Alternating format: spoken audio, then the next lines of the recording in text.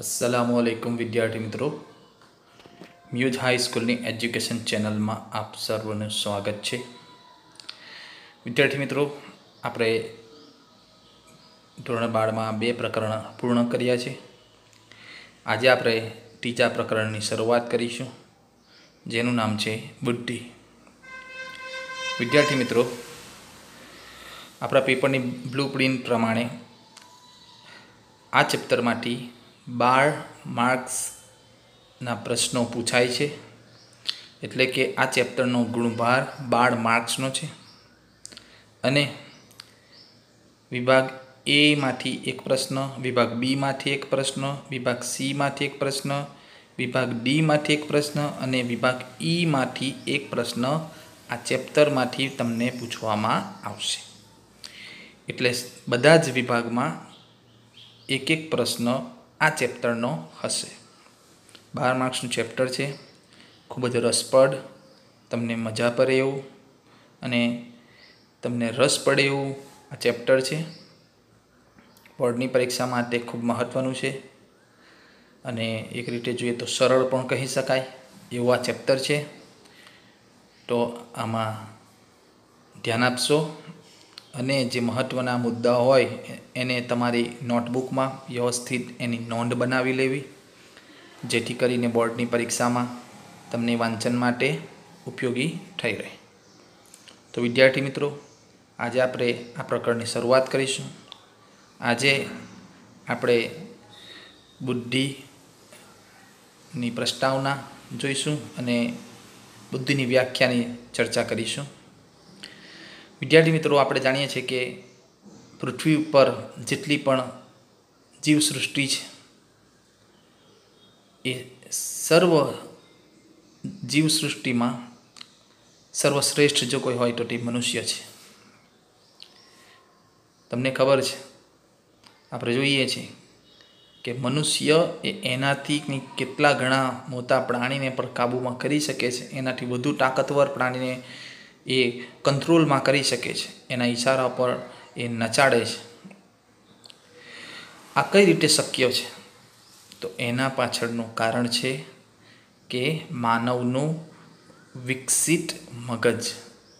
જી હા વિદ્યાર્થી મિત્રો, માનવ એ દરેક પ્રાણીઓની તુલનામાં સૌથી વધુ વિકસિત મગજ ધરાવે છે અને તેના કારણે તે તર્ક, વિચારણા, કલ્પના, સ્મરણ, સર્જનાત્મકતા જેવી ક્ષમતાઓ ધરાવે છે અને એ બધી ક્ષમતાઓનો ઉપયોગ કરીને આજે તમે જુઓ છો કે માનવ ચંદ્ર સુધી પહોંચી ગયો। વિદ્યાર્થી મિત્રો, આપણે જાણીએ છીએ, તમે ઘણા બધા શબ્દો સાંભળ્યા પણ હશે બુદ્ધિ માટે। બુદ્ધિને અક્કલ પણ કહેવામાં આવે છે, ડહાપણ પણ કહેવામાં આવે છે, ચાતુર્ય, મતિ, વિવેક, શાન, આ બધા શબ્દો એ બુદ્ધિના પર્યાયવાચી શબ્દો છે, એટલે કે સમાનાર્થી શબ્દો છે। પરીક્ષામાં 1 માર્ક્સના પ્રશ્નમાં પૂછાય કે બુદ્ધિના પર્યાયવાચી શબ્દો કયા છે, તો તમારે આ શબ્દો લખવાના: અક્કલ, ડહાપણ, ચાતુર્ય, મતિ, વિવેક, શાન અને સંચ। વિદ્યાર્થી મિત્રો, બુદ્ધિ એક જટિલ માનસિક પ્રક્રિયા છે, શારીરિક પ્રક્રિયા નથી, માનસિક પ્રક્રિયા છે। બુદ્ધિને આપણે જોઈ શકતા નથી, પણ એ આપણા જે વર્તન છે, આપણા વ્યવહારમાં છે, એમાં એનું પરિણામ જોઈ શકાય છે। બુદ્ધિશાળી વ્યક્તિ અને મંદ બુદ્ધિ એટલે કે ઓછી બુદ્ધિવાળી વ્યક્તિનું જે કાર્ય હોય છે એ બંનેમાં તફાવત હોય છે, એ આપણે જોઈ શકીએ છીએ, એના કાર્યના આધારે નક્કી થાય છે। રોજબરોજના જીવનમાં, આપણા વ્યવહારમાં, આપણા વ્યવહારિક પ્રવૃત્તિઓમાં આ બુદ્ધિ વપરાય છે અને પોતાની બુદ્ધિ ક્ષમતા પ્રમાણે વ્યક્તિ કામ કરતો હોય છે। વિદ્યાર્થી મિત્રો, વ્યક્તિમાં વિવિધ પ્રકારની બુદ્ધિ રહેલી હોય છે, દરેકમાં અલગ અલગ પ્રકારની બુદ્ધિ રહેલી હોય છે, જેની ચર્ચા આપણે આ ચેપ્ટરમાં કરવાના છીએ। વ્યક્તિમાં રહેલી બુદ્ધિ ક્ષમતાનું માપન કરવા માટે મનોવિજ્ઞાનમાં અનેક કસોટીઓની રચના કરવામાં આવી છે। કયા વ્યક્તિમાં કેટલી બુદ્ધિ છે, કોણ કેટલો બુદ્ધિશાળી છે, કોણ કેટલું મન બુદ્ધિ છે, બુદ્ધિનું સ્તર વ્યક્તિમાં કેટલું છે, એ ચકાસવા માટે મનોવિજ્ઞાનમાં ઘણી કસોટીઓની રચના કરવામાં આવી છે, જેમાંની કેટલીક કસોટીઓની ચર્ચા આપણે આ ચેપ્ટરમાં કરવાના છે. આ કસોટીના આધારે પ્રાપ્ત થયેલા પ્રાપ્તાંકોની મદદથી વ્યક્તિ કેટલી બુદ્ધિ ક્ષમતા ધરાવે છે તે નક્કી કરવામાં આવે છે, અને એના આધારે વૈશ્વિક સ્તરે વર્લ્ડ વાઇડ એક માપદંડ નક્કી કરવામાં આવ્યો છે, અને તે માપદંડના આધારે વ્યક્તિને અતિમંદ બુદ્ધિ, મંદ બુદ્ધિ, સામાન્ય બુદ્ધિ કે પ્રતિભા સંપન્ન બુદ્ધિના વર્ગીકરણોમાં એને વર્ગીકૃત કરવામાં આવે છે. એની ચર્ચા પણ આપણે આ ચેપ્ટરમાં કરીશું. વિદ્યાર્થી મિત્રો, તો આ ચેપ્ટરની અંદર આપણે બુદ્ધિને લગતા સિદ્ધાંતો, બુદ્ધિ કસોટીઓ અને એનું જે વર્ગીકરણ છે એની ચર્ચા આપણે કરવાના છીએ.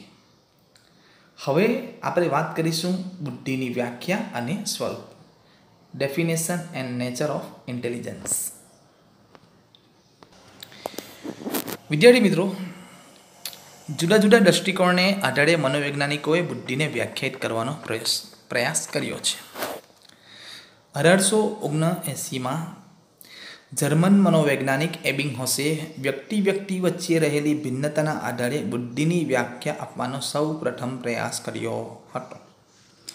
વૈકલ્પિક પ્રશ્નમાં પૂછાઈ શકે છે કે બુદ્ધિની વ્યાખ્યા આપવાનો સૌ પ્રથમ પ્રયાસ કોણે કર્યો હતો? તો એબિંગહોસ ઈસવીસન 1879 એ જર્મન મનોવૈજ્ઞાનિક હતા. અથવા એવું પૂછાય કે વ્યક્તિ વચ્ચે રહેલી ભિન્નતાના આધારે બુદ્ધિની વ્યાખ્યા આપવાનો પ્રયાસ કોણે કર્યો હતો? તો એબિંગહોસ. નામ યાદ રાખજો, એબિંગહોસે 1879માં. વિદ્યાર્થી મિત્રો, બુદ્ધિ શબ્દ સંસ્કૃત ભાષાના બુદ્ધ ધાતુ પરથી ઉતરી આવેલો છે. બરાબર, સંસ્કૃત ભાષાનો કયો શબ્દ? બુદ્ધ. બુદ્ધ ધાતુ પરથી બુદ્ધિ શબ્દ બનેલો છે. બુદ્ધ એટલે સમજવું કે જ્ઞાન પામવું. બુદ્ધિ એટલે સમજવું કે જ્ઞાન પામવું. એના આધારે બુદ્ધિ એટલે સમજણ કે જ્ઞાન પ્રાપ્ત કરવાની ક્ષમતા. બરાબર છે વિદ્યાર્થી મિત્રો? તો બુદ્ધિ એટલે સમજણ કે જ્ઞાન પ્રાપ્ત કરવાની ક્ષમતા. ત્યારબાદ ઇંગ્લિશમાં બુદ્ધિ માટે ઇન્ટેલિજન્સ શબ્દનો ઉપયોગ થાય છે. એ લેટિન ભાષાના ઇન્ટેલિજર ક્રિયાપદ પરથી બનેલો છે. બરાબર, ઇન્ટેલિજન્સ ઇંગ્લિશમાં કહેવામાં આવે છે અને એ શબ્દ લેટિન ભાષાના ઇન્ટેલિજર પરથી બનેલો છે.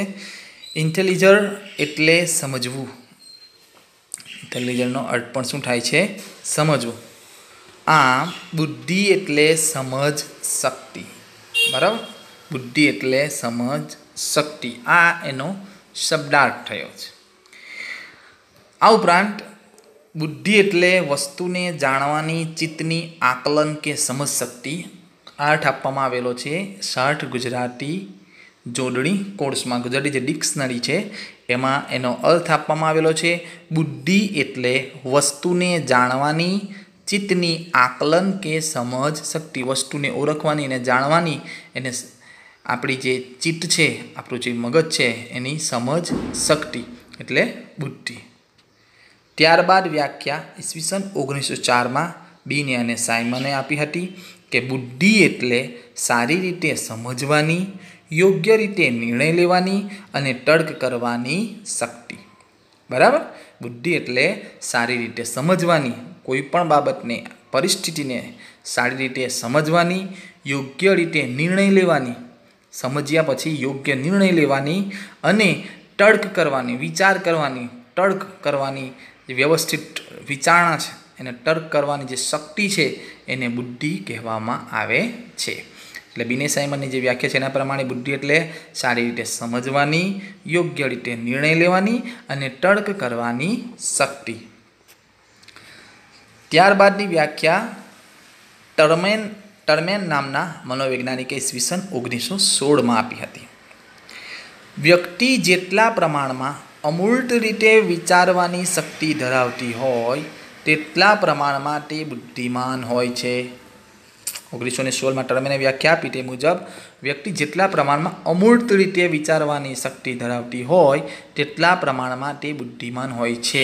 અમૂર્ત રીતે એટલે કે જે વસ્તુ હાજર નથી, એના જે ફિઝિકલી ભૌતિક રીતે આપણી સમક્ષ નથી, આપણી આંખોની સામે નથી, હાજર નથી, તેના વિશે આપણે જે વિચારીએ તેને અમૂર્ત રીતે વિચારવું કહેવાય. અમૂર્ત રીતે વિચારવાની શક્તિ, તો તેને શું કહેવામાં આવે છે? બુદ્ધિ. બરાબર. જેટલા પ્રમાણમાં વ્યક્તિ અમૂર્ત રીતે વિચાર કરી શકે છે એટલા પ્રમાણમાં તે બુદ્ધિમાન હોય છે. ટર્મેન આવું માનવું છે. ત્યાર પછીની વ્યાખ્યા વેક્સલર નામના મનોવૈજ્ઞાનિકે આપી છે. બુદ્ધિ એટલે વ્યક્તિની એવી સમગ્રલક્ષી શક્તિ જેને લીધે તે ધ્યેયપૂર્વક કાર્ય કરી શકે છે, તાર્કિક રીતે વિચારી શકે છે અને પર્યાવરણ સાથે અસરકારક રીતે વ્યવહાર કરી શકે છે. બરાબર. વેક્સલરની વ્યાખ્યા પ્રમાણે બુદ્ધિ એટલે એવી સમગ્રલક્ષી શક્તિ કે જેને લીધે વ્યક્તિ ધ્યેયપૂર્વક કાર્ય કરી શકે, એનું જે ધ્યેય છે, એનું લક્ષ્ય છે, એના ધ્યેયપૂર્વક કાર્ય કરી શકે, તાર્કિક રીતે વિચારી શકે અને પર્યાવરણ સાથે અસરકારક રીતે વ્યવહાર કરી શકે છે. ત્યારબાદની વ્યાખ્યા બુદ્ધિ એટલે એક કે વધારે સાંસ્કૃતિક પરિવેશોમાં મહત્ત્વની ગણાતી સમસ્યાઓને ઉકેલવાની કે મૂલ્યવાન વસ્તુઓનું નિર્માણ કરવાની શક્તિ કે કુશળતા. ગાર્ડનર. બરાબર. એક કે વધારે સાંસ્કૃતિક પરિવેશોમાં એટલે કે અલગ અલગ આ જે સંસ્કૃતિઓ છે આપણી, એમાં જે મહત્ત્વની જે સમસ્યાઓ ગણાય છે એ સમસ્યાઓને ઉકેલવાની અને જે મૂલ્યવાન વસ્તુઓ છે, નવી નવી વસ્તુઓ છે, એની સર્જન કરવાની શક્તિ કે કુશળતા એટલે બુદ્ધિ. ગાર્ડનર એમ માને છે. ત્યારબાદ સ્ટર્નબર્ગ નામના મનોવૈજ્ઞાનિકે વ્યાખ્યા આપી છે. બુદ્ધિ એટલે પર્યાવરણના કોઈપણ સંદર્ભ સાથે અનુકૂલન કરવા માટે અથવા તેને ઘાત આપવા માટે અથવા તેને પસંદ કરવા માટે જરૂરી માનસિક શક્તિઓ. બુદ્ધિ એટલે પર્યાવરણના કોઈ પણ સંદર્ભ સાથે, પર્યાવરણનો એટલે આપણે આજુબાજુનું વાતાવરણ, કોઈ પણ પ્રકારની પરિસ્થિતિ હોય એમાં આપણે જે અનુકૂલન સાધીએ છીએ, બરાબર, અથવા તો તેને પસંદ કરવા માટે જે જરૂરી માનસિક શક્તિઓ છે, અથવા તો તેને ઘાટ આપવાની એટલે કે બદલવાની, માનો કે આપણે બદલી શકીએ પરિસ્થિતિ હોય તો તે પ્રકારની જે માનસિક શક્તિઓ છે તેને બુદ્ધિ કહેવામાં આવે છે. સ્ટર્નબર્ગની આ વ્યાખ્યા યાદ રાખશો. ત્યારબાદ જેપી દાસ, જે આપણા ભારતીય મનોવૈજ્ઞાનિક છે, તેમણે વ્યાખ્યા આપી છે. બુદ્ધિ એ તમામ બૌદ્ધિક અથવા તો બોધન પ્રક્રિયાઓનો સરવાળો છે જેમાં આયોજન, માહિતીનું સંકેતોમાં અંકન, ધ્યાન વગેરેનો સમાવેશ થાય છે. જેપી દાસે 2004માં વ્યાખ્યા આપી હતી. બુદ્ધિ એ તમામ બૌદ્ધિક કે બોધન પ્રક્રિયાઓનો સરવાળો છે. બૌદ્ધિક કે બોધન પ્રક્રિયાઓનો સરવાળો છે જેમાં આયોજન, માહિતીનું સંકેતોમાં અંકન, ધ્યાન વગેરેનો સમાવેશ થાય છે. જેપી દાસની આ વ્યાખ્યા છે. તો વિદ્યાર્થી મિત્રો, આપણે અહીંયા જે 5-6 વ્યાખ્યાઓ જોઈ જુદા જુદા મનોવૈજ્ઞાનિકોની અને એનો અર્થ જોયો, એ બોર્ડની પરીક્ષામાં પૂછાઈ શકે છે. ઘણીવાર નામ સાથે પૂછાય કે વેક્સલરે બુદ્ધિની વ્યાખ્યા આપી છે તે જણાવો, ગાર્ડનરે આપેલી બુદ્ધિની વ્યાખ્યા જણાવો, સ્ટર્નબર્ગે આપેલી બુદ્ધિની વ્યાખ્યા જણાવો. તો આપણે વ્યાખ્યા તો યાદ કરવાની છે, એની સાથે સાથે કયા મનોવૈજ્ઞાનિકે વ્યાખ્યા આપી છે એ પણ તમારે યાદ રાખવાનું છે. બરાબર. માત્ર વ્યાખ્યા જ યાદ રાખવાની નથી, પણ એનો ઓથર કોણ છે, કોણે વ્યાખ્યા આપી છે એ પણ તમારે યાદ રાખવાનું છે. તો આ જે વ્યાખ્યાઓ છે એની તમારી નોટબુકમાં વ્યવસ્થિત નોંધ કરી લેશો, એને બરાબર યાદ કરી લેવાનું, જેથી કરીને બોર્ડની પરીક્ષામાં તમને મુશ્કેલી પડે નહીં. વિદ્યાર્થી મિત્રો, તમારા કોઈ પણ પ્રશ્નો હોય, આ ચેપ્ટરને લગતા હોય યા તો અગાઉના જે 2 ચેપ્ટર પૂર્ણ થયા હોય એને લગતા કોઈ પણ પ્રશ્ન, ક્વેરી હોય તો તમે કોમેન્ટ બોક્સમાં એ પ્રશ્ન અમને પૂછી શકો છો. ચોક્કસ પ્રમાણે અગાઉના વિડીયોમાં તમને એનો ઉત્તર આપવામાં આવશે. વિદ્યાર્થી મિત્રો, વિડીયોને લાઈક કરો, શેર કરો, ચેનલને સબસ્ક્રાઈબ કરશો. Thank you.